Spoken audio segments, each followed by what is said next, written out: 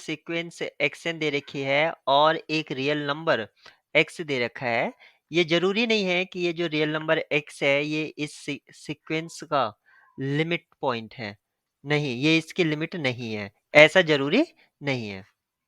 अब यहाँ पर एक एक ऑप्शन हम चेक करेंगे कि कौन सा सही है और कौन सा गलत है। तो पहले ऑप्शन ए की तरफ चलते हैं। अगर limit of sequence limit of X N is less than equals to X, तो हमें ये चेक करना है कि एक्स एन यानी कि सारी टर्म्स ऑफ सीक्वेंस वो एक्स से लेस होगी सभी एन के लिए। तो अगर मैं सीक्वेंस एक्स एन को 1/n कंसिडर कर लेता हूं, तो इस सीक्वेंस की जो लिमिट होगी यानी कि लिमिट ऑफ 1/n क्या होगा, 0 होगा।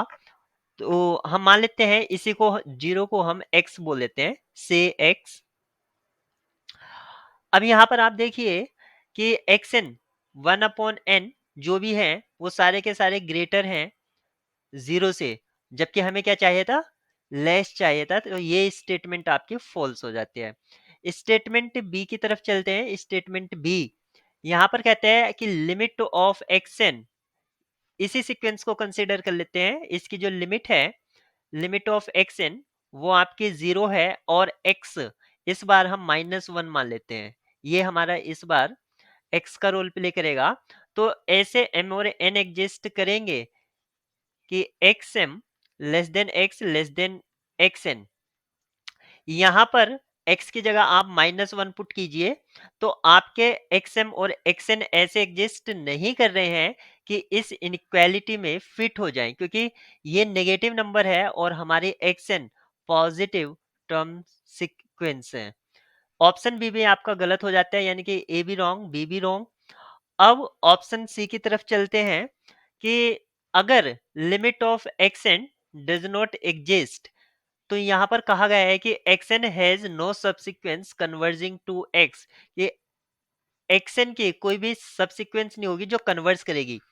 तो हम मान लेते हैं एक sequence xn -1 raise to the power n, और इसकी लिमिट ऑफ xn एग्जिस्ट नहीं करती है, डज नॉट एग्जिस्ट।